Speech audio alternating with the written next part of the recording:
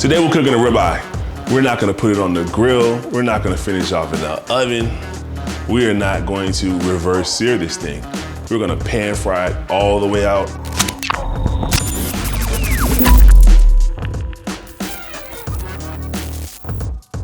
I'm gonna show you how to get a nice sear, hefty salt. Because the thing about getting a lot of salt on your ribeye is that you don't eat it this way, you eat it this way, you cut it. So you have that thin strip that's heavily salted. You have that sear. I mean, that is like a taste that is just, there's no description, no verbal description anyway for the euphoria that goes on in your mouth. I mean, there's probably a bunch of like, oh my God, you know, that kind of thing. Now, that's what goes on. The nonverbal communication, just the posturing you put in your mouth and you just slump your shoulders down and you shake your head and you throw your head back. Or you might just slap your mama. I mean, it's very good. It is excellent. And you've got to be out of your mind to slap your mother. But you sear steak correctly, you heavily salt it, you based it in butter and garlic. You have a creation that is just out of this world. And I'm gonna show you how to do that today. So let's get to it. The most important thing to do when it comes to the steak is the lubrication. The lubrication of the steak. We're not worried about the flavor of the oil. We want high smoking point so we can get a good sear. Sear is the word of the day. Sear, get it through your head. Say it again, say it many times. Sear, sear, sear, sear, sear, sear, sear, sear, sear. That's what you want. So we're gonna use an oil with a high smoking point. Grapeseed oil. You wanna get it on there, you wanna rub it on the steak, on the sides as well, because we're gonna render the fat. So when you render the fat, you lay the steak down just like that, and you let it cook.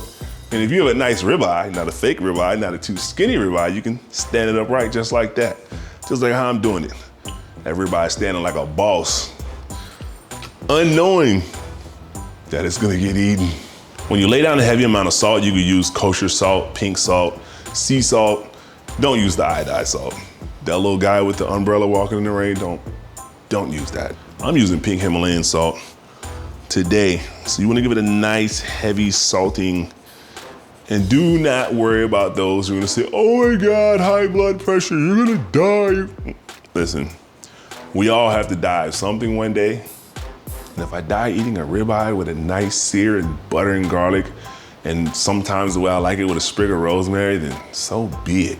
I'd rather die eating that than die in some tragic manner. At least I'm full, happy, content. One of the most important things I think a lot of people leave out when salting a ribeye, they don't get the sides. Get the sides of the steak, please. No sides left behind. We're gonna render this fat, and fat means flavor. Don't mind the fact that I'm doing a heavy salting on this steak. It's not gonna kill you. After heavily salting the steak, you can throw some butter on there. Did I say butter? After heavily salting your steak, throw some pepper on there, not butter. Pepper. Butter is what you put in to cook it. So once I'm done peppering the ribeye, I'm gonna do a little twist today. We're not just gonna do a little salt and pepper with the ribeye. I have a special guest. Special guest, the hefty. Did I close it? I opened it. The hefty. What we're gonna do with this is we're gonna take some olive oil. Olive oil in here. And say about 1/4 of a cup. That might have been almost a half. Then you're gonna take some dark soy. A little 1/4 cup of that in here. That's good. Then you're gonna take 3 cloves of garlic, 4 cloves, 5, 6, whatever amount of garlic you want. And you're gonna take this ribeye and you're gonna drop it in. Let it get covered in soy. Smash the garlic a little bit against the meat. Let it get a little flavor. We're gonna leave this in about 10 minutes. Let it soak just a little bit. And listen, this right here, before I put this thing on the stove, I'm gonna make sure that my pan is hot enough. How do I know my pan is hot enough? Smoke, it's smoking. I'm gonna throw just a tad bit of grapeseed oil on here. Swirl it around, get a little So now I'm gonna take this beautiful piece of meat, this ribeye, this gorgeous thing. Look at all that soy sauce dripping. Oh, that's gonna be good. Make sure you take the steak and you lay it away from you. And press it down because you want the steak to make even contact with the entire pan. That's what's gonna get you an even sear, an even mahogany tone across the entire steak. Once you lay the thing in the pan, do not go bothering with the steak. Do not bother it, let it sit. Let it sit, let it get a nice little sear, a little char is what some people like to say. Let it cook, leave it alone. Just stand there and watch it. After giving it a little flip, I wanna take some butter. Throw the butter in there, a couple little blocks of butter, and some garlic. Make sure you hand crush the garlic just a little bit to get the juices out. And so the side that was cooking, you're gonna take the butter and you're gonna baste the steak.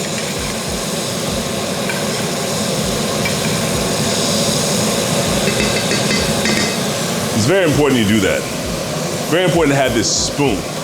I don't care what size spoon it is, big spoon, small spoon, sugar spoon, teaspoon, tablespoon, you need a spoon. You wanna be able to spread the spoon. Spread the spoon. No, you spread the butter. You wanna be able to spread the butter all over the steak. You wanna do it again? Now, the key thing of any steak, render the fat, please. Please render the fat. That's a must. So in rendering the fat, make sure you take the steak and you lay it in the middle of the pan. You stand up in the middle of the pan where it's the hottest because you want to render that fat. That fat is flavor. Flavor, not with an O-R, but with an A, flavor, okay? F-L-A-V, flavor, F-L-A-V-A, flavor, not flavor. What I say about flavor, if it's flavor, it might be all right, depending on who's cooking it. But if it's flavor, it's good all the way across the board, okay? We'll see if this thing kind of stand up in the pan on its own, and it kind of is, and it turned over. You don't have to sear the fat, but you want to render it just right. Keep in mind, when you put the soys in marinade, it's gonna burn slightly, so you're gonna have that dark crust on there. But that's what's gonna give it that tang. Make sure you stand the steak up on all sides and render the fat. Render it evenly because aesthetically it's pleasing along with the flavor. You want a perfectly cooked medium rare, instant read thermometer, you can't go wrong. You can always use the touch method, which works very well. But keep in mind, this finger, this thumb, medium rare, okay? Don't worry about this, don't worry about this, don't worry about this. Worry about this, medium rare, you touch it right here. Steak feels like that, boom, you got it, in case you don't have instant read thermometer. While it's sitting in the pan cooking, I like to throw more butter. You can never go wrong with butter. Butter makes everything better. For me, butter, better, same thing. Never go wrong with more butter. Ribeye is ready, it's time to pull it off. So what we're gonna do is, we're gonna pull it off. We're gonna let it rest. We're gonna let this ribeye rest for about 10 minutes. Let it soak up all the juices, let the pores close up, and we'll be ready for that euphoric experience. With the soy sauce, it's kind of charred a little bit, caramelized, created a nice crust on the, I'm just looking at this thing and I just can't even talk.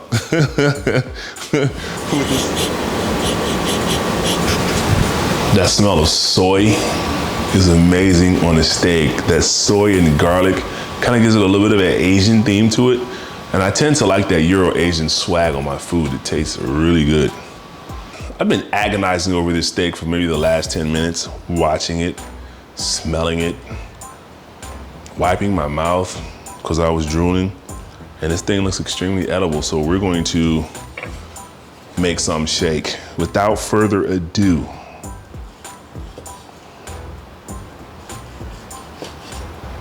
that is medium rare, folks. Do you see this sear? See this little char on the side, the sear, pink on the inside, not bloody. Well done, people. Do you see what you're missing out on? Why would you eat a steak well done?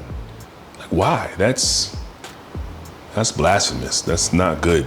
Like I said, you want a steak well done? I'll hand you my shoe and chomp on that. This thing is beautiful. Oh, shit, man. Oh my God, this is good. This is good.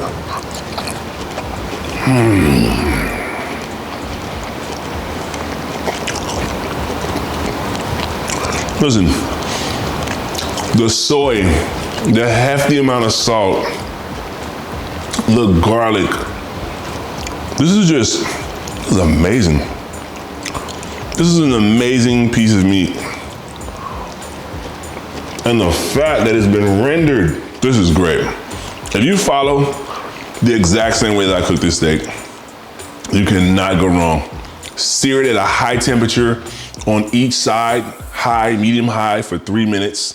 Turn it down to a medium, let it cook, let it get up to 134, and you should have no problems. You'll get a nice medium rare. You wanna ask me the temperature for well done or rare? I'm not gonna give it to you. This is about cooking a steak medium rare, the only way you should eat a ribeye. So no, don't leave any comments saying, hey, well, what's medium, what's well done, or what's rare? I'm not gonna give it to you. Yes, I'm gonna be an ass about it. This is the only way you should eat a steak.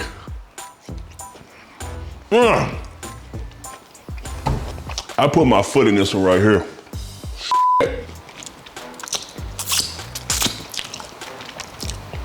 Enjoy cooking because I'm gonna enjoy eating. Until we do this again. Oh man. Ow!